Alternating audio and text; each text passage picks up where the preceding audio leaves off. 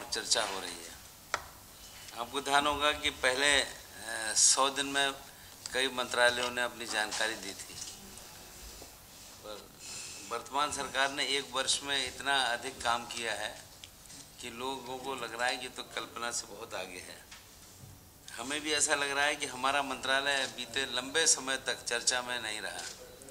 मुझे जब इस मंत्रालय में आया तो मुझे लगा कि लोग शायद टेक्सटाइल मिनिस्ट्री को भूल गए, पर हम लोगों ने हमारे बराबर में बैठे हमारे सेक्रेटरी और सभी विभाग के सहयोगियों की मदद से जो काम किया, और मैं यहाँ ये भी उल्लेख करना चाहूँगा कि माननीय प्रधानमंत्री जी की विशेष रुचि है टेक्सटाइल में। आपको ध्यान होगा कि जब वो मुख्यमंत्री थे तब उन्होंने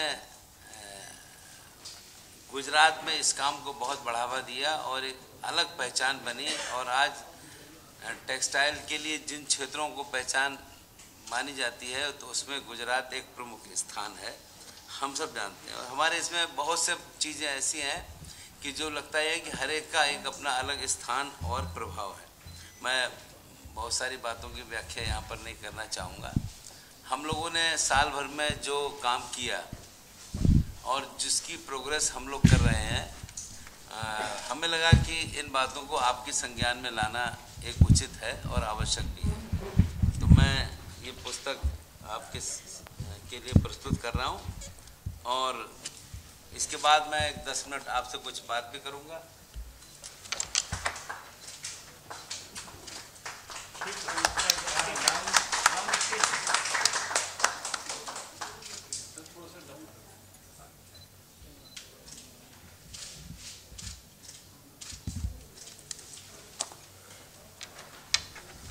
धन्यवाद। मैं कुछ थोड़ा सा आपका समय लूँगा अपने मंत्रालय की कुछ बातें बताने के लिए। साथियों, माननीय प्रधानमंत्री जी की रुचि पूरे देश के विकास में है और वो उसके हिसाब से इस कोशिश में भी रहे हैं, और उन्होंने अपने भाषणों में कहा है कि देश का विकास खाली हम अगर वस्त्र उद्योग में करें, पश्चिम से किया जाए, तो अगर हम उत्तर पूर्व को ध्यान नहीं देंगे तो बात नहीं बनेगी। तो शुरुआत हमने इसके हिसाब से की, और उन्होंने नागालैंड में माननीय प्रधानमंत्री जी ने घोषणा की कि पूर्वोत्तर के प्रत्येक राज्य में अपैरल और गारमेंट के केंद्र खोले जाएंगे। सारे मंत्रियों से आग्रह किया कि वो पूर्वोत्तर राज्यों में नियमित दौरे करें। तो जो हमको उन्होंने काम सौंपा था उसके तहत सभी राज्यों में अपैरल और गारमेंट के केंद्र खोले जाएं। हमने योजना बनाई, योजनाओं को क्रियान्वित किया, और यहाँ पर हमें बताना चाहेंगे कि आज जब मैं आपके बीच में मौजूद हूँ, 8 में से 7 राज्यों में हम अपैरल और गारमेंट के केंद्र का शिलान्यास कर चुके हैं। और इसमें विशेषता ये है कि संबंधित राज्य को केवल भूमि उपलब्ध करानी है, बाकी पूरा का पूरा पैसा 100% केंद्र इसमें उपलब्ध कराएगा, जो प्रत्येक यूनिट में 18.18 करोड़ रुपया इस काम में खर्च होगा। और एनबीसीसी को हमने बिल्डिंग बनाने का काम सौंपा है। एनबीसीसी से कहा है कि प्रत्येक बिल्डिंग 3 महीने में बन जाए। यहाँ पर हमें बताना चाहेंगे कि करीब 100 मशीनों की 3 इकाइयाँ अपैरल और गारमेंट की इसमें लगेंगी, और कम से कम एक यूनिट में 1200 से 1500 लोगों को रोजगार मिलेगा। तो आप अंदाज़ा लगा सकते हैं कि अगले 3 महीने के बाद करीब करीब पूर्वोत्तर राज्यों के 10,000 लोगों को रोजगार की व्यवस्था हम लोग इस हिसाब से मिलकर करा रहे हैं। और ये एक इस दिशा में एक मजबूत कदम है कि कैसे हम युवाओं को जोड़ें और युवाओं को इस काम में लगाने का काम करें। इस काम की शुरुआत हो चुकी है। एक बहुत ही हमारा फ्लैगशिप कार्यक्रम दूसरा है SITP का, टेक्सटाइल पार्क्स। 11th और 12th प्लान के अंदर आप सबकी जानकारी में है कि ये काफ़ी सक्रियता के थे, पर यहाँ पर हम आपको अवगत कराना चाहेंगे कि अब तक 50 पार्क पिछली सरकार में स्वीकृत थे। कितने काम कर रहे हैं नहीं कर रहे हैं तो हम बाद में बताएंगे आपको, पर हमने पिछले 7 महीने में 20 नए पार्क स्वीकृत कर दिए। और इन 20 नए पार्कों में हम ऐसा मानते हैं करीब 75,000 लोगों को रोजगार मिलना चाहिए। सबकी प्रक्रिया शुरू हो गई है और धन भी करीब 5,000 करोड़ रुपया इसमें व्यय होगा, ऐसा हमारा मानना है। और ये पहली बार ऐसा हुआ है कि हमने SITP के माध्यम से एक 9 और 10 अप्रैल को सूरत में एक राष्ट्रीय कार्यशाला शुरू की और पहली बार इसमें ऐसा करा कि सभी पार्कों जो हमने स्वीकृत किए हैं उन पार्कों की एक हमने प्रदर्शनी भी लगाई। पार्क के सारे लोगों को बुलाकर बिठालकर उन्हें क्या समस्या परेशानी है इसकी भी जानकारी की और उसको कैसे हम हल कर सके इसकी दिशा में हम लोग काम कर रहे हैं। एक टेक्निकल टेक्सटाइल अपने आप में एक विशेष महत्व रखता है। पूरे दुनिया के अंदर 17 लाख करोड़ का इसका व्यापार है, हमारे देश के अंदर केवल 1 लाख करोड़ का व्यापार है। इसकी एक सब ब्रांच है जियो टेक्सटाइल। हमारे सारे पूर्वोत्तर राज्यों में पर्वतीय क्षेत्रों में आज जियो टेक्सटाइल की पहचान है, क्योंकि वहाँ पर सड़कें और रिजर्वायर बनना, पहाड़ी ढलान के ऊपर रास्ते बनना, जियो टेक्सटाइल के माध्यम से इस दिशा में हम लोग काम कर रहे हैं। जब हम सारे राज्यों में गए और हमने अपनी योजना बनाई तो सारे राज्यों ने, पूर्वोत्तर के सारे राज्यों ने इसको पसंद किया। हमने उनसे कहा कि नॉर्मल जो आप सड़क बना रहे हैं उस सड़क के ऊपर जितना पैसा खर्च आएगा वो हम देंगे इसके माध्यम से, और सड़क ऐसी बनेगी कि जो फिर 1-2 साल नहीं, कम से कम 15 साल चलेगी। लोगों को ये योजना पसंद आई और उसमें रिजर्वायर्स कैसे बने, पानी के निकास का इंतजाम कैसा हो, तो कुछ राज्यों ने अपनी योजना बनाकर हमको देना शुरू कर दिया कि हम इसमें इस हिसाब से हम उनकी मदद कर सकते हैं। साथियों, आप सबको मालूम है आज पूरे देश के अंदर किसान की समस्या बहुत चर्चा में आती है। हमारा मंत्रालय भी एक इसके क्षेत्र से जुड़ा है। कॉटन एक अपने आप में विशेष स्थान रखता है और इस बार कॉटन का जो उत्पादन हुआ है, लोगों ने अंदाज लगाया और हमको बताया भी कि सबसे अधिक कॉटन हिंदुस्तान में दुनिया में हुआ है। एक छोटी परेशानी हमारे सामने ये आई थी कि जो इसका सबसे बड़ा खरीदार देश था चीन, उसने अपनी कुछ पॉलिसी में बदलाव करा। तो हम लोगों के सामने समस्या आई कि भाई किसान को समस्या हम ना आने दें। केंद्र सरकार ने रुचि ली, माननीय प्रधानमंत्री जी ने विशेष चिंता करी, इस संदर्भ में बातचीत हुई और MSP इस पर शुरू की गई। MSP में जिस ढंग से हमने काम करा तो आप सब इसके जानकार हैं कि बीते समय में कहीं पर भी कॉटन किसान के द्वारा समस्या नहीं बताई की गई। MSP के मैक्सिमम केंद्र हमने खोले, करीब 341 केंद्र MSP के हमने खोले और एक सही ढंग से परचेज शुरू हुई और शिकायत चाहे फिर गुजरात हो, चाहे फिर महाराष्ट्र हो, चाहे तेलंगाना हो, चाहे आंध्र हो, चाहे कर्नाटक हो, ये जो मुख्य राज्य हैं इनमें किसी में भी समस्या इस दिशा में हमारे सामने नहीं आई और हमने MSP के माध्यम से 18,000 करोड़ रुपए मूल्य की करीब 92 लाख कपास की गांठों को खरीदने का काम किया। और हम इतना विश्वासपूर्वक कह सकते हैं कि वास्तव में हमने अच्छी कोशिश की और आंध्र में तो हमने किसानों का भुगतान उनके बैंक खातों में ऑनलाइन भी किया। हमने इसकी समस्या नहीं आने दी और निरंतर हम सांसदों के संपर्क में रहे और कहीं भी किसी ने कोई समस्या बताई उसको हमने निस्तारण करने का काम करा। यहाँ पर हमें बताया कि पिछले वर्षों में जब एक बार समस्या आई थी तो नेफेड ने हमारे साथ मिलकर कपास क्रय की थी। इस बार नेफेड के आगे मजबूरी हो गई थी, पर महाराष्ट्र की कोऑपरेटिव सोसाइटी ने इस दिशा में कोशिश की और हमने उसके साथ मिलकर खरीदने का काम किया और हमको ये बताने में भी ठीक लग रहा है कि हमारा पहले आंकलन बहुत था, पर अभी भी हमारा मानना यह है कि अगर केंद्र सरकार का नुकसान होगा तो 2500 करोड़ से ज़्यादा का नहीं होगा, पर हम इस कोशिश में हैं कि नुकसान कम से कम हो, इसके हिसाब से हम काम करें। एक बहुत ही महत्वपूर्ण नाम, हम जब वस्त्र मंत्रालय की बात करते हैं तो लोग NTC को जोड़ देते हैं और NTC का नाम लेते ही फिर तरह तरह की बातें करते हैं। आज जब हम आपके सामने मौजूद हैं तो NTC 22 सालों के बाद इस वर्ष पहली बार BIFR से बाहर आई है और मुझको बताते हुए भी अच्छा लग रहा है कि हमारे इस समय NTC के 13 यूनिट लाभ में चल रहे हैं और हमारी कोशिश है, हमने कहा है कि आने वाले समय में ये संख्या को हम आगे बढ़ाएंगे। हमने अपने संशोधन किया है इसके कानून में और ये कोशिश की है कि कैसे हम आधुनिक काम करने का काम करें और कौशल विकास और स्किल डेवलपमेंट के काम हम इसमें शुरू करें इनकी ज़मीनों में, और इसके हिसाब से हम इसकी मिलकर व्यवस्था करें। और अभी तक हमने निर्णय लिया है कि कम से कम 5600 नौजवानों को हम प्रशिक्षण देने का काम करेंगे। यहाँ पर मैं एक बहुत ही विशेष महत्व की बात आपको बताना चाहूँगा। एक लंबे समय से मुंबई में चर्चा चल रही थी और हमारे इस लोकसभा के बाद लोगों ने हमसे कई बार आग्रह किया कि भाई इंदु मिल में बाबा साहब भीमराव अम्बेडकर जी का एक बड़ा मेमोरियल बनना है, और किन्हीं ना किन्हीं कारणों से मैं उसकी चर्चा नहीं करूंगा। ये मामला लंबे समय से रुका हुआ था।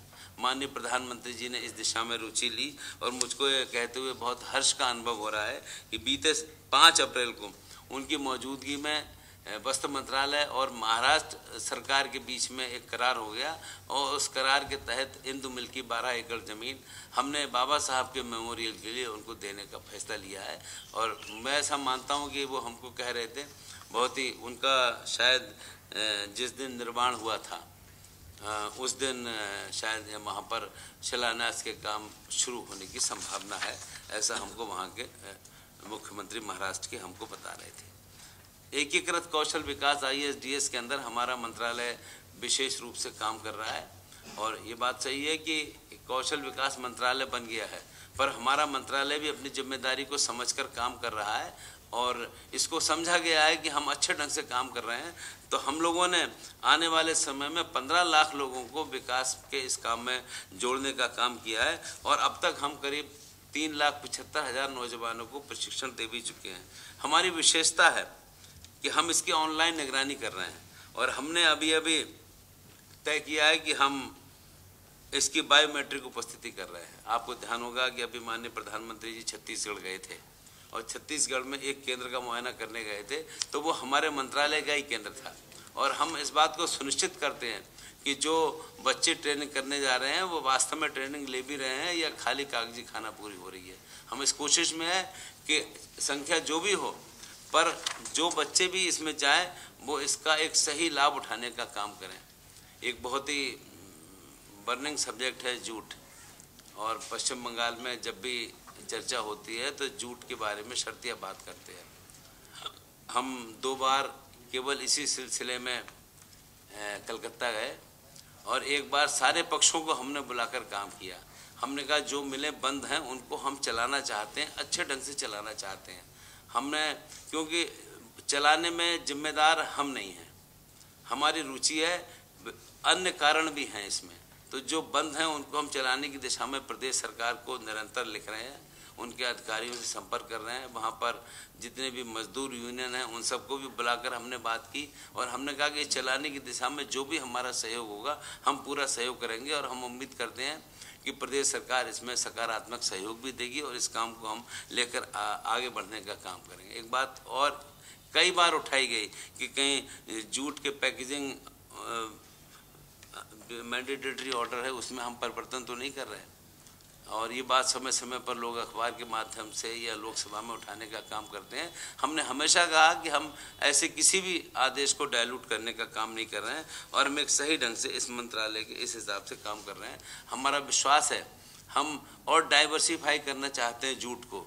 मैं अभी पूर्वोत्तर राज्य में था और मुझे लगा कि मेघालय में वहाँ के मुख्यमंत्री ने इतनी रुचि दिखाई, वो इसकी एक और सुपीरियर क्वालिटी वो हमको दिखा रहे थे जूट की, और हमने कहा कि हम अपनी टीम भेजेंगे, वो इसको देखकर उसके हिसाब से वहाँ पर काम करेंगे। साथियों, हैंडलूम का एक अपना अलग स्थान है, और मुझे ये कहने में कोई आपत्ति नहीं है कि बुनकर का उतना ध्यान नहीं दिया जा रहा है कि जितना दिया जाना चाहिए, और इसमें भी कोई मुझको कहने में आपत्ति नहीं है कि जो बुनकर हैं उनकी आने वाली पीढ़ी, उनके परिवार के लोग इस काम में अपने को कम जोड़ रहे हैं। हम कोशिश में है कैसे इसको आगे बढ़ाने का काम करें।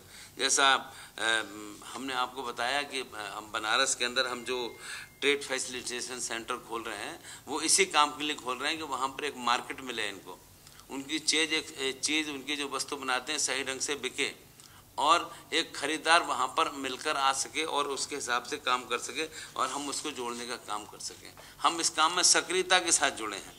हम यार्न सही ढंग से मिले, रियायती मूल्य पर मिले, और जहाँ वो मौजूद है वहाँ मिले, क्योंकि अभी हमने बनारस के अंदर 7 CFC स्थापित किए हैं। माननीय गवर्नर उत्तर प्रदेश को हम बुलाकर लाए थे। हमने कहा कि भाई बुनकर के लिए वहीं पर ही हम उपलब्ध कराने का काम करें कि जहां पर वो मौजूद है, जहां पर काम कर रहा है, उसके लिए जिला केंद्र पर ना आना पड़े। और हम उसके हिसाब से मिलकर एक आगे बढ़कर एक सही ढंग से काम कर रहे हैं। यहाँ पर मैं और बताना चाहूँगा, हथकरघा के ही 2 मेगा क्लस्टर त्रिची और भागलपुर में स्थापित करने की घोषणा हो चुकी है और उसको हम सक्रियता के साथ आगे बढ़ाना चाहते हैं। हैंडीक्राफ्ट का एक अपना अलग स्थान है और हैंडीक्राफ्ट की एक पहचान है। हमारा देश ऐसा विविधता का है, आप हर 500 किलोमीटर पर आपको हैंडीक्राफ्ट का ऐसा काम देखने को मिलेगा जो लोग आश्चर्यचकित होते हैं। हमने इसी उसमें 3 मेगा क्लस्टर्स की घोषणा की थी, एक लखनऊ में, एक भुज में, एक बरेली में। लखनऊ में चिकन का काम आप सब लोग परिचित है, बरेली में जरी जरदोजी का काम होता है और इसमें कैसे उन सब लोगों को हम जोड़कर आगे बढ़ा सकें, इसके हिसाब से काम कर रहे हैं। एक अनोखी पहल हमने इसके साथ और जोड़ी है, हम अपने टेक्सटाइल को टूरिज्म के साथ जोड़ना चाहते हैं। अभी हम भुवनेश्वर गए थे, वहाँ पर एक गांव था रघुराजपुर, पता चला कि ये शिल्प गांव है। हम उसको टूरिज्म के साथ जोड़ करके इस पूरे गांव का विकास करने की दिशा में हमने मन बनाया और हमने जब अपने सेक्रेटरी साहब को कहा तो वो आप सहमत हो गए। अकेले उस गांव पर हमारा मंत्रालय 10 करोड़ रुपए खर्च करके एक डेस्टिनेशन विलेज के रूप में इसको स्वीकृत करके आगे बढ़ाने का हमने काम लिया है। ये पता चले कि इस गाँव में जो आए वो इस बात को देखे कि हाँ हम कैसे काम कर रहे हैं। हमारा एक बहुत ही महत्वपूर्ण संस्थान है निफ्ट, देश भर में 15 निफ्ट हैं, उनकी एक अलग पहचान है। अच्छे ढंग से रहें तो अब निफ्ट के बच्चों को हम पूरे देश के अंदर घुमाकर काम के साथ और फैशन के साथ जोड़ने का काम कर रहे हैं कि बच्चे जाएं, बच्चे जाकर पहचान करें और पहचान करके बात को कैसे आगे बढ़ा सकें और इसके हिसाब से जो भी आवश्यक होगा, जैसे मैंने अभी बताया कि भुवनेश्वर में इसकी हमने चिंता की है, ऐसे ही हमने कहा है कि बनारस में भी, क्योंकि रायबरेली नज़दीक के बच्चे बनारस में जाएं, वहाँ पर भी इस दिशा को आगे बढ़ाने का काम करें। इससे वस्त्र उद्योग को गति मिलेगी। और मैं धन्यवाद देना चाहूँगा कि देश के जितने भी बड़े बड़े इस वस्त्र क्षेत्र में काम करने वाले साथी हैं, वो सब हम लोगों के साथ मिलकर इस क्षेत्र को, हैंडलूम हैंडीक्राफ्ट को प्रमोट करना चाहते हैं और जोड़कर इस काम को आगे बढ़ाना चाहते हैं। पावरलूम आप सब जानते हैं कि देश का जो उत्पादित कपड़ा होता है 60% का योगदान करता है और इसको एक कैसे हम आगे बढ़ाएं। और ये मैं इसलिए भी कह रहा हूँ कि विद्युत करगाहों का अपग्रेडेशन बहुत ज़रूरी है। जो छोटे छोटे विद्युत करगा है, जो सिंगल हैं यूनिट हैं, और 8 यूनिट तक हमने तय करा है कि हम सहायता देंगे और उस सहायता को हमने देना शुरू कर दिया है। और हम करीब 12 करोड़ रुपए की लागत से 10,000 विद्युत करगों को अपग्रेडेशन करने का हमने काम लिया है कि हम इस काम को करेंगे। सूरत में भी एक मेगा क्लस्टर की हम लोगों ने एक स्थापित करने की घोषणा की, उसके हिसाब से हम ले जा रहे हैं। इसके लिए यार्न बैंक के लिए भी हमने अमाउंट बढ़ाने का काम किया है और हम ऐसा मानते हैं कि विद्युत करगा को जितना हम आगे बढ़ाएंगे उसका हमको लाभ मिलेगा और इसमें जो सहायता हमको देनी है उस सहायता में भी हमने बढ़ाने का काम किया है। रेशम का एक अपना अलग महत्व है। हमें प्रसन्नता है कि हमारे वर्तमान सचिव महोदय श्री पांडा जी की रेशम में व्यक्तिगत विशेष रुचि है। आपने PhD इसी में ही किया है और आप हमेशा जहाँ भी जाते हैं इस काम में लगकर सक्रियता रखते हैं और इसीलिए आप सबको ध्यान होगा कि 17 सितंबर को एक महिलाओं का सशक्तिकरण और देश भर की 54 महिलाओं को जो इस काम में लगे हुए थे उनको हमने दिल्ली में सम्मानित करने का भी काम किया। और पूर्वोत्तर राज्यों में जहाँ भी हम गए वहाँ पर सब ये चाहते हैं कि भाई वोल्टाइन काम हो, इस काम के लिए पैसा खर्च हो। तो हमें लगा कि भाई पूर्वोत्तर राज्यों में इसको हम अच्छी गति दे सकते हैं और महिलाएं इसमें जुड़ सकती हैं। तो इसके लिए एक हमने 30 करोड़ रुपए का परिव्यय स्वीकृत किया है कि हम इसको एक अच्छे ढंग से वहाँ पर ले जाने का काम करें। मैं ये कह सकता हूँ कि पिछले वर्ष की तुलना में इस वर्ष हमारा निर्यात ज़्यादा हुआ है, पर पहले हमें कह रहे थे कि हम और ज़्यादा करेंगे, पर पिछले वर्ष 40.85 बिलियन अमेरिकी डॉलर था, इस बार 41.67 हुआ है, बढ़ा है, पर हम इससे पूरे संतुष्ट नहीं हैं। हम इसको एक सही ढंग से आने वाले समय में ले जाने का काम करना चाहते हैं। काम करने के बहुत सारे क्षेत्र हैं। अब जैसे हमें ध्यान है कि प्रारंभ में माननीय प्रधानमंत्री जी लद्दाख गए थे, वहाँ पर पश्मीना के काम को देखने के बाद उन्होंने कहा कि इस काम को कैसे आगे बढ़ाया जाए वहाँ पर फिर पश्मीना केंद्र के संवर्धन के लिए प्रधानमंत्री जी ने एक योजना बनाई। हम फिर उसके बाद गए लद्दाख, वहाँ पर उस योजना को क्रियान्वित करके उसके प्रारंभ करके शुरुआत करके वहाँ से यहाँ पर आए। ये हमारी समझ में आता है। अभी मैं कुछ दिन पहले यहाँ पर प्रगति मैदान के पास हमारा क्राफ्ट म्यूजियम है। स्थिति उसकी मुझे लगा कि अच्छी नहीं है, पर हम लोगों ने तय करा है कि भाई इस क्राफ्ट म्यूजियम को हम एक अच्छे ढंग से रेनोवेट करके आगे बनाने का काम करेंगे। उसके काम की थोड़ी थोड़ी शुरुआत हो गई है और हम इतना कह सकते हैं कि क्राफ्ट म्यूजियम लोग देखने जाएं, ये हमारी रुचि का विषय है और अच्छे ढंग से हम इसको बनाकर प्रस्तुत करने का काम करें। ये हम सब लोग मिलकर इस दिशा में काम करेंगे। ये कुछ बातें मैंने अपने मंत्रालय की आपके सामने रखी है और मैं इतना कह सकता हूँ कि आज जब पूरे देश के अंदर वर्तमान सरकार के 1 वर्ष के काम और उसकी जानकारी सबके सामने आ रही है, तो मैं ये इसलिए कह रहा हूँ कि पिछले 10 वर्षों में हमारे मंत्रालय की पहचान हमें तलाशनी पड़ रही थी, पर अब हम इस कोशिश में हैं कि हमारे मंत्रालय की सही पहचान और देश के अंदर और देश के बाहर भी लोगों को लगे कि वस्त्र मंत्रालय जिम्मेदारी के साथ काम कर रहा है। तो साथियों, मैंने यहाँ पर कुछ बातें आपके सामने रखी हैं और मेरा आग्रह है कि आपका सहयोग और साथ मिले। बातें बहुत सारी होती हैं और उसके हिसाब से हम मिलकर काम करें। तो मैं इस विश्वास के साथ कि आपका हमेशा सकारात्मक सहयोग हमको मिला है, आगे भी मिलता रहेगा। मैं आग्रह करूँगा, आपको कोई बात विशेष पूछनी हो तो स्वागत।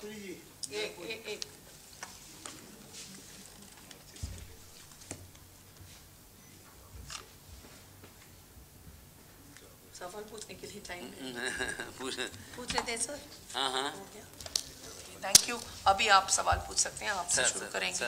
मंत्री जी, हमारा कहना है कि आपका जो ये डिपार्टमेंट है, इसमें सबसे ज़्यादा देश की माइनॉरिटी जो है वो इस डिपार्टमेंट के में आती है। इसके में आपने लखनऊ का जिक्र किया, आपने बनारस का किया, तो पावर लूम का जो धंधा है वो बनारस का टोटल चौपट हो चुका है, भागलपुर का टोटल चौपट हो चुका है। जो किसान की हालत है वही बुनकरों की हालत है। तो आप उस सिलसिले में क्या कर रहे हैं? नहीं, ये मैंने कहा ना, बुनकरों की हालत में कोई बहुत अच्छे सुधार अभी तो समझ में नहीं आ रहा है, पर हम इतना विश्वास पूर्वक कह सकते हैं, नंबर 1 बुनकर की संख्या कम ना हो, नंबर 2 बुनकर को क्या अधिकतम सुविधाएं दी जा सकें। अब हम आज ही हमने एक व्यक्ति को बनारस भेजा है कि अब तक हम 4-5 बार बनारस में गए हैं। हमने कहा कि अब केवल बुनकरों को बुलाकर उनसे हम बात करेंगे कि आप ये बताओ हम आपके लिए क्या काम करें। अब जो हम फैसिलिटेशन सेंटर खोल रहे हैं वो इसी बात के लिए है, क्योंकि आपकी बात से हम पूरी तरीके से सहमत हैं कि बुनकर को अगर हमने प्रोत्साहित नहीं करा, उसके साइड की बहुत सारी चीज़ों की चिंता कर रहे हैं, जैसे स्वास्थ्य की, बच्चों की शिक्षा की, उनकी बाकी बीमा योजनाएं हैं, पर इसके बाद में जैसे अभी हमने आपको बताया कि उनके लिए मतलब इनके लिए भी रॉ मटेरियल सही ढंग से मिले, दुरुस्त मिले, ये भी हमारी चिंता का विषय है। पर हम उनसे सीधे बुलाकर पूछेंगे आप हमसे क्या क्या सहयोग और चाहते हैं। हम ये चाहते हैं कि बुनकर बढ़े, बुनकरों की, और एक और काम ये है कि हम बुनकरों की संख्या को एक सही ढंग से प्रमाणित करना चाहते हैं। अभी तक जो बुनकरों की संख्या है एक सही ढंग से इस्टेब्लिश नहीं है। आने वाले समय में इस संख्या को भी दुरुस्त करके और बुनकर को कैसे हम एक सही दिशा में अपने साथ जोड़ने का काम कर सकें, ये रुचि हमारी है। ये किसी में पॉइंट है मेरा कि जो बुनकर हैं वो उर्दू भाषा का इस्तेमाल करते हैं, आपकी जो भी पूरी है वो अंग्रेजी और हिंदी में, उनकी उर्दू भाषा में आपने अपनी उपलब्धि बताई, उन्हें पता कैसे लगेगा? वो कोशिश करेंगे, पर हिंदी सब जानते हैं। हम कोशिश करेंगे, आपकी बात सही है। एक मिनट जी। मंत्री जी नमस्कार। सर, वस्त्र उद्योग के अच्छे दिन कैसे आएंगे? पहली बात, फैब्रिक जो इंपोर्ट किया जा रहा है सर, उस पर बहुत अधिक ड्यूटी है। दूसरी बात, कॉमन टेक्सटाइल पॉलिसी अभी तक नहीं आई है। आपने नरेगा को टेक्सटाइल उद्योग से जोड़ने के लिए प्रधानमंत्री जी को पत्र लिखा, उस पर कोई एक्शन नहीं हुआ सर। आपने स्किल डेवलपमेंट की बात की सर, ATDC आपके जो है स्क्रूटनी के अंडर है, और जो वाराणसी की हम सब बात कर रहे हैं वहाँ एक प्रोजेक्ट अभी आपने स्क्रैप कर दिया। तो मुद्दा जो था वर्ष भर पहले कि अच्छे दिन, वस्त्र उद्योग के अच्छे दिन कब और कैसे आएंगे सर? धन्यवाद। मुझे लगता है कि वस्त्र उद्योग के अच्छे दिन आने की शुरुआत हो गई है, और पहली बार इसीलिए 1 साल के बाद यहाँ पर हम आपके बीच में बैठकर अपनी जवाबदेही तय करने का काम कर रहे हैं। और ये मैं इसलिए भी कह रहा हूँ, हम इन सब बातों को समझते हैं। वस्त्र उद्योग के अच्छे दिन तब आएंगे जैसा आप बुनकर की बात कर रहे थे, जैसे आर्टिजन है, और जैसे पावर लूम का जो व्यक्ति है, अगर ये अच्छा हो गया, इसका हमने सुविधा इसको हमने दे दी, तो हमारा मंत्रालय एक सही ढंग से काम करेगा। और हमारी रुचि इसी में है कि नंबर 1 इसकी संख्या बढ़े, नंबर 2 जो इस काम में रहे वो अपने आप पर गर्व कर सके। अगर वो बुनकर है तो उसे फिर ये ना देखे कि ये तो दीनहीन आदमी है, वो ये महसूस करे ये देश की धरोहर है, ये देश की पहचान है। और मैं इसलिए कह रहा हूँ कि जब हमने पश्मीना के काम को देखा तो हमें आश्चर्य हुआ कि पश्मीना कैसे तैयार होता है, तो जो उसमें लगे हुए हैं वो तो वास्तव में बहुत अधिक धन्यवाद के पात्र हैं कि माइनस इतने टेम्परेचर पर ऊन आएगी और फिर निकाला जाएगा, सारे काम करे जाएंगे। उनको हमारे देश में उस हिसाब की मान्यता अभी तक नहीं मिल रही थी। हमारी नज़र में वो वास्तव में सही क्रेडिट के पात्र हैं। उनको हम जितना अधिक सम्मान देंगे, जितनी अधिक सुविधा देंगे, और इसमें पैसे का कोई मूल्य नहीं है, उनके ऊपर जो भी हम खर्च करें वो प्रिजर्व रहें और उनकी आगे आने वाली पीढ़ी इस पर भरोसा करे कि इस काम को करने में हमें सम्मान मिल रहा है। हम उस सम्मान के साथ सबको आगे जिंदा रखकर आगे बढ़ाना चाहते हैं, और उसके लिए जो भी करना होगा, क्योंकि मैं बरेली में रहता हूँ और बरेली में रहने के बाद मैं देखता हूँ हमारे यहाँ करीब 1 लाख लोग जरी जरदोजी के काम में लगते हैं और परिवार के बच्चे भी लगते हैं। हमने ये देखा है कि बच्चे जो लगते हैं उनकी उंगलियां लंबी हो जाती हैं।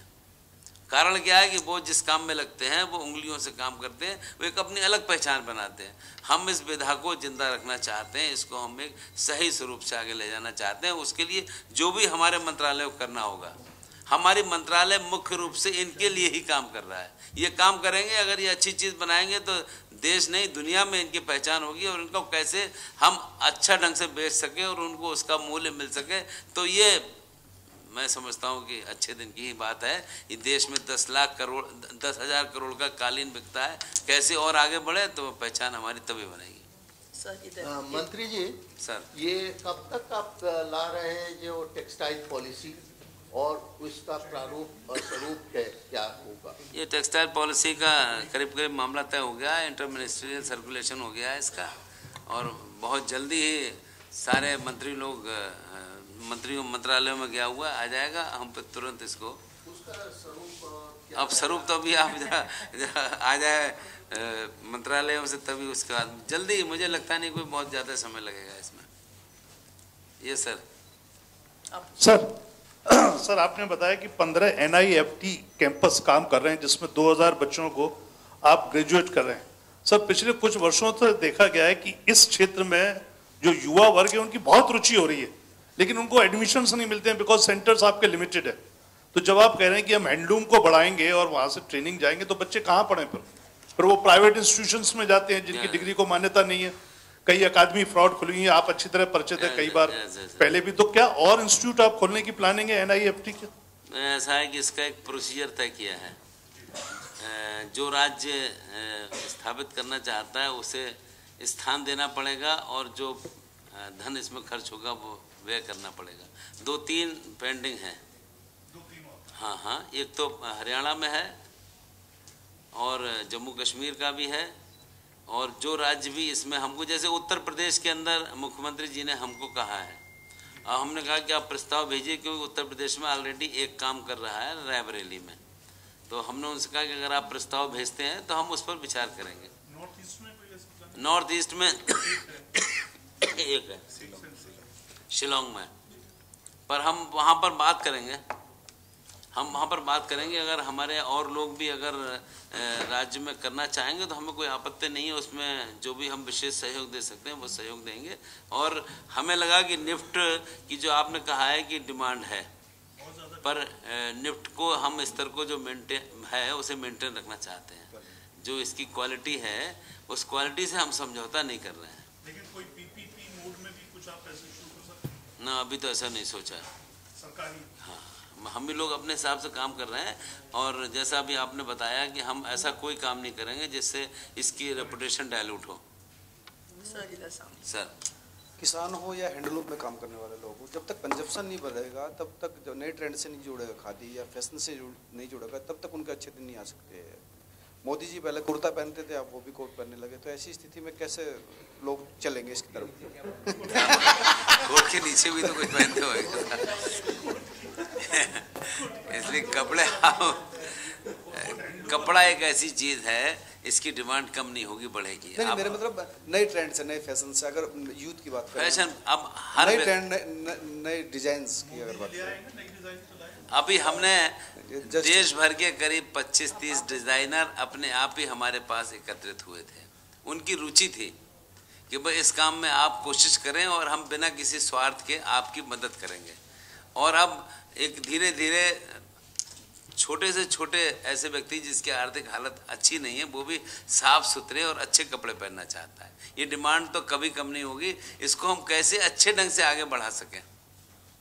हमारे पास तो स्कार्फ की डिमांड इतनी है कि हम उसको पूरी नहीं कर सकते, और हम ऐसा महसूस करते हैं कि इसको जितना हम आगे बढ़ाएंगे, प्रमोट करेंगे, और हमारे पास ऐसे लोग साथियों की कमी नहीं है जो इस काम में हमको और आगे बढ़कर आगे बढ़ाने का काम कर सकते हैं। Sir, you said that textile exports have touched 51 billion. What was the target for the previous fiscal, and what is the target for the current fiscal for the textile?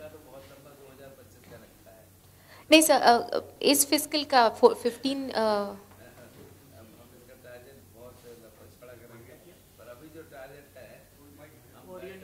Sorry, हम विचार कर रहे हैं कि क्योंकि इस समय पहली बार ऐसा हुआ है, देश के बाहर बहुत सारे देश हमारे देश में रुचि ले रहे हैं और वो हमारे साथ व्यापार करना चाहते हैं, इस संबंध को आगे बढ़ाना चाहते हैं। चाहे जापान की कंपनी हो, वो भी लोग हमारे पास आ रहे हैं और सबकी डिमांड है कि माननीय प्रधानमंत्री जहाँ जिन देशों में जा रहे हैं वहाँ पर रिस्पांस मिल रहे हैं, उसके हिसाब से हम मिलकर काम कर रहे हैं। तो एग्जैक्ट क्या हम आगे बढ़ाएंगे आज की तारीख में हम बताना नहीं चाहेंगे, पर हम अपना ब्लूप्रिंट अपना बना रहे हैं, बताएंगे। सर, लेकिन ये जो 51 बिलियन अचीव हुआ है, इसका क्या टारगेट था? 14-15 का टारगेट क्या था एज अगेंस्ट 51 बिलियन जो अचीव हुआ है? Madam, I will briefly tell you the segments in which the growth has been spectacular, comparing between 13-14 and 14-15. As compared to 13-14, in 14-15, in the ready-made sector, there has been a growth to the extent of 34%. And in respect of ready-made garment of man-made fiber, it is 26.85%. Floor cover in jute is 34.62%. And similarly, in carpet also, there has been significant improvement. Sir, can you give the overall figures, sir? I wanted to know for 14-15. Previous fiscal. 14-15, the total export has been the target. It is 3.3 billion US dollars, 309 billion US dollars in the year 14-15. 309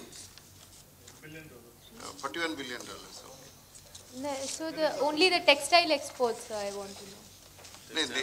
Next year target has been 47.5 billion. We have kept the target, and the next year. That is for 15-16, sir. 41 billion. Current year is 41 billion, and next year is 47.5 billion. 14-15 is 41. Yeah. And you have achieved how much, sir, against this 41 billion in the last year? This is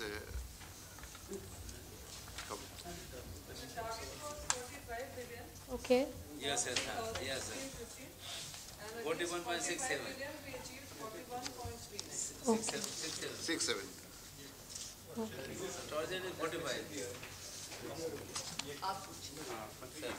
Lok Sabha से जब आप NTC का bill pass करा रहे थे तो आपने कहा था कि बॉम्बे में जो ज़मीनें हैं उन पर आप प्रदर्शनी और बिक्री केंद्र वगैरह जिससे कि टेक्सटाइल को प्रमोट किया जा सके वो खोलेंगे, उसके बारे में कोई प्रगति हुई है क्या? अभी तो चूँकि हम व्यापार से बाहर आ गए हैं, सारे काम हो रहे हैं। एक तो हम लोग इस उसमें है कि वहाँ पर स्किल डेवलपमेंट के सेंटर खोले जाएं और उसके साथ हम मिलकर बात कर रहे हैं। एक दो लोगों से हमारी बात हो रही है क्योंकि हम ये चाहते हैं कि हम इसमें जो भी खर्च करें भारत सरकार से कोई पैसा ना मांगे, और नंबर 2 हम अपनी कोई ज़मीन बेचे नहीं। ये हम सब आश्वासन भी दे चुके हैं और इसकी लाइन में हम कई लोग हमसे बात कर रहे हैं। जैसे एक संस्था है एनबीसीसी भी हमसे बात करके कुछ प्रोजेक्ट दे रही है कि आप अगर ये काम करेंगे तो इसको लाभ रहेगा। तो हम एक अल्टरनेट, क्योंकि कुछ चीज़ें ऐसे हैं जो हमारी प्रॉपर्टी शहर के मध्य में है जहाँ पर हम चाहते हुए भी बिल्डिंग नहीं चला सकते, तो हम उसका अल्टरनेट ढूंढ रहे हैं और इस समय महाराष्ट्र में जो सरकार है वो इस दिशा में रुचि ले रही है। उनके हमको संदेश भी मिले हैं। हमने उनसे कहा है कि आप हमको प्रस्ताव दीजिए कि हम और वो मिलकर क्या काम शुरू कर सकते हैं, पर तत्काल हम ISDS के प्रोग्राम शुरू कर रहे हैं वहाँ पर। आने वाले समय में हमें लगता है कि अब जैसे मैंने अभी बताया आपको कि हम 13 यूनिट्स हमारे लाभ में चल रहे हैं। एक तो हम लाभ बढ़ाना, सबकी कैपेसिटी बढ़ाना, और हम क्या काम कर सकते हैं वहाँ पर शहर के अंदर, उसके हिसाब से हम लोग सर टफ स्कीम के लिए इस बार बजट में 1500 करोड़ आया था, तो वो तो लास्ट जो बकाया है उसी को देने में खर्च हो जाएगा। तो अब नए टफ की स्कीम के हाथ से पैसा लाएंगे, कैसे देंगे उनको? नंबर 1। नंबर 2, यार्न वाले कह रहे हैं कि हमारे लिए कॉटन नहीं है, तो CCI जो है वो कॉटन रिलीज कम कर रहा है, उनको ये प्रॉब्लम है, उनको इंसेंटिव तो ऑलरेडी बाहर है, तो कई मोर्चे पे दिक्कत है। नहीं यार, बस कॉटन तो बात समझ में आ रही है। हम घाटे में तो नहीं बेचेंगे, लाभ में बेचेंगे, वो ध्यान दे रहे हैं। पर टफ के मामले में मामला टफ तो है ही है। आप बताइए। आपने जैसे आग्रह किए हैं कॉटन का बारे में, हम लोग जो 87 लाख बेल परचेज किया है Cotton Corporation of India, in instalment it is being release through e-auction, and आज का दिन में 11.6 lakh bale of cotton has already been sold. Every day it is being sold as per the requirement of the industry, because it is for our industry and there is no point holding it back, because again we will go for fresh purchase. So cotton is there, cotton is being sold through e-auction. And the other point you mentioned about TUF, TUF is a scheme which is a very important scheme, technology upgradation. It is going on since 1999. So it is now about more than something like 16 years old. So it has become very all-widely big. So in the meantime, the state government has also come out with their policy. They are also giving. So we are in liaison with the Minister of Finance, firstly to increase the outlay, and in the process, we will go for modification of the scheme. So details have been worked out, which is under process. I think very shortly it would be announced. You mentioned the Sir, please. You mentioned the agreement with government of Maharashtra or Hindu Mill. Did the government arrive with the cost of land?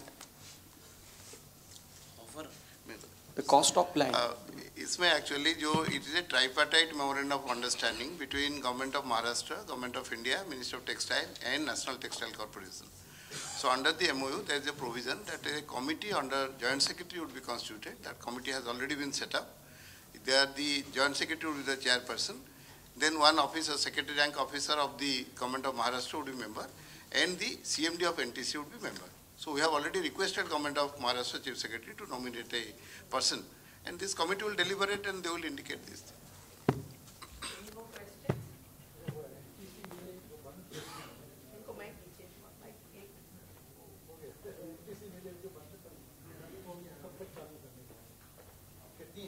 न जो चल सकती हैं, कुछ तो मध्य में हैं मुंबई के, तो हम ये असेसमेंट कर रहे हैं कौन कौन सी चल सकती है। NTC के अलावा BIC की भी कुछ मिले हैं, और मुझको बताने में ये कोई आपत्ति नहीं है कि अब सांसद लोग रुचि ले रहे हैं कि उनके क्षेत्र में अगर मिल है तो उसको चलाया जाए। और मैं पिछली सरकार के ऊपर टिप्पणी करना नहीं चाहूँगा। पिछले समय में ये मान लिया था कि हमारे पास कोई संपत्ति है ही नहीं। अब सांसद लोग हमको कागज़ देते हैं कि इस मिल के मालिक आप हो। हम उस सबको कलेक्ट किया है, अब सारे रिकॉर्ड्स इकट्ठे कर रहे हैं। रिकॉर्ड्स इकट्ठे करके कैसे इसको एक चलाया जाए, और क्या, क्यों जो शहर के अंदर है उसका एक अलग स्वरूप है, जो शहर के बाहर है उसका एक अलग स्वरूप है। पर इतना अवश्य है कि हम जो भी चलेगी वो फायदे में चलेगी, और जल्दी ही हम इस दिशा में और आगे बढ़ने जा रहे हैं। तो ये दूसरे साल में प्रमुख कार्य जो हाथ में हैं, जिस पे आपका अत्यधिक ध्यान होगा, वो क्या होंगे? नहीं, तो इस पर मुख्य रूप से स्किल डेवलपमेंट, मुख्य रूप से, और इसके अलावा भी अपने एक उसके सीमा के तहत हम और क्या क्या काम कर सकते हैं। इसमें कई प्रस्ताव आ रहे हैं। इसमें बीते समय में जो फैसले हुए हैं उन पर हमें टिप्पणी नहीं करनी है, पर बहुत से PP मॉडल के हिसाब से बातें हुई थी, बहुत से काम हो रहे हैं, बहुत से नहीं हो रहे हैं। हम कैसे उसको दुरुस्त करें, कई मामले न्यायालय में भी लंबित हैं, हम उसको निस्तारित करना चाहते हैं कि डिस्पोजल हो और हम अपना फैसला ले सकें। हमारा जो टेक्सटाइल का उद्योग है वो मुख्य दो भाग है। एक तो है ऑर्गेनाइज इंडस्ट्री जैसे spinning, weaving, processing, apparel, garment. दूसरा है जो unorganise handloom, handicraft, sericulture. What our honorable minister has indicated, as per the direction given by the honorable prime minister, we are trying to consolidate and make the traditional industry market oriented. प्रधानमंत्री साहब ने 27 जून में last year he had taken the review of Ministry of Textile। जैसे आप बताए handloom के बारे में क्या हो रहा है, उन्होंने बताए थे कि please link handloom with fashion, link handloom with tourism. तो दोनों में साहब ने बताया कि क्या क्या कदम हम लोग उठाएं, but it's a long journey, we have to take everybody together and go ahead. The basic objective is we should make high value product so that the product would be sell of its own strength। हमारे लोगों के पास इतना अच्छा skill है सारे में, तो हम लोग उसको अगर सही जगह पर पहुंचा सके तो हो पाएगा ये करके, वही कोशिश है। और एक बात मैं संजोग करना चाहूँगा, जो हमारे माननीय मंत्री जी ने बताया, हम लोग एक नॉर्थ ईस्ट के लिए एक ठोस कदम उठाएं। ये दूसरा लिफलेट भी आपके पास है, ये शायद पहले बार ऐसे हुआ है। प्रधानमंत्री जी ने जब 7 नवंबर को शिलान्यास किए थे ट्रेड फैसिलिटेशन सेंटर का, उन्होंने बताए थे कि जैसे हमारे पश्चिम भाग में उन्नति हुआ है, इस टाइप का पूर्व दिशा में उत्तर प्रदेश, बिहार, नॉर्थ ईस्ट में हो। तो साहब ने अभी 8 स्टेट से 7 स्टेट में खुद जाकर शिलान्यास करके आए, और उसके साथ और भी योजनाएं हैं, आप कृपया उसमें देखिए। इसमें सब अलग से हम एक छोटा सा लिफलेट रखें which is only for the initiative taken by the ministry in the northeastern region. So these are the things we need to take it forward.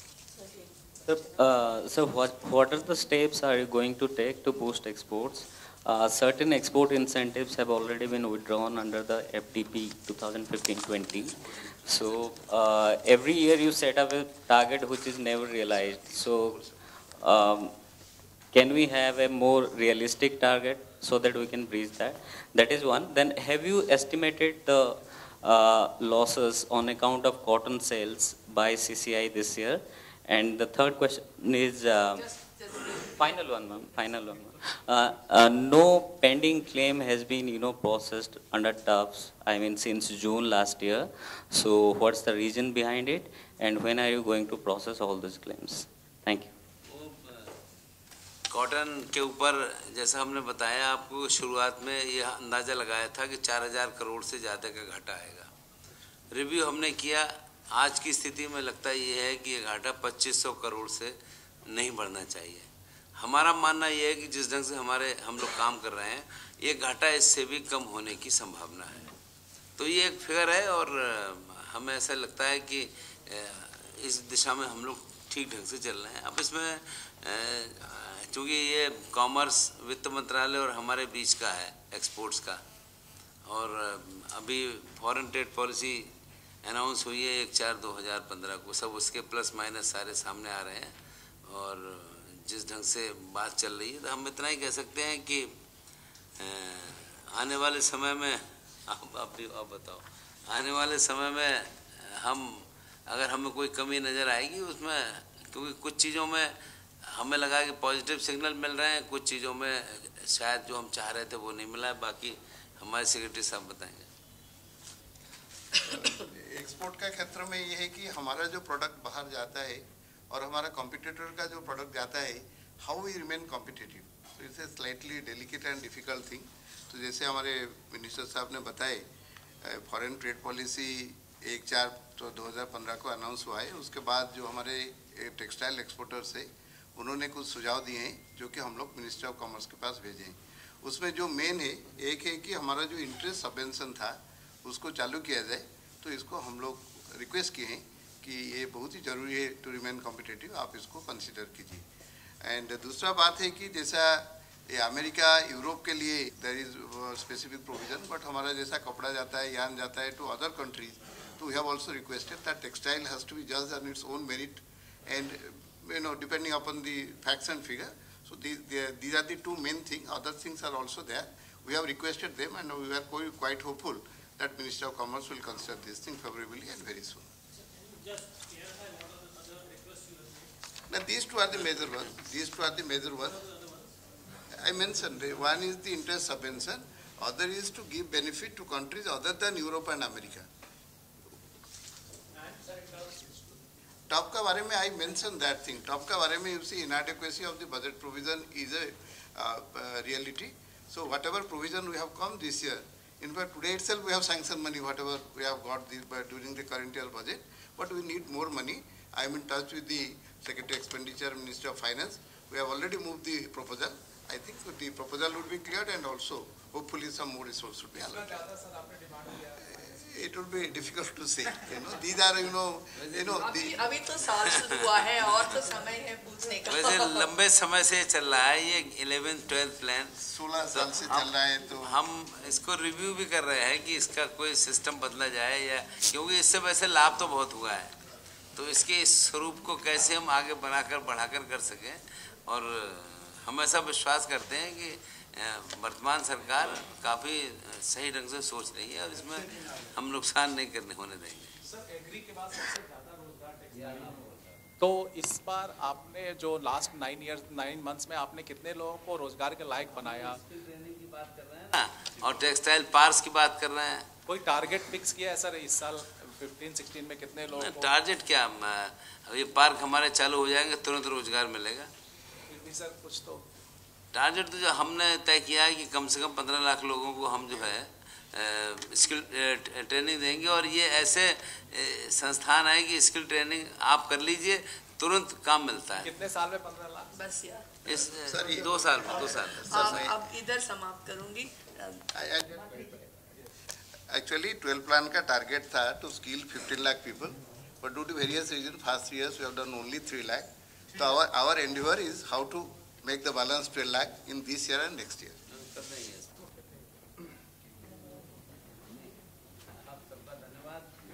हम मिलते रहेंगे आपको, और आपके सुझाव का हमेशा स्वागत है।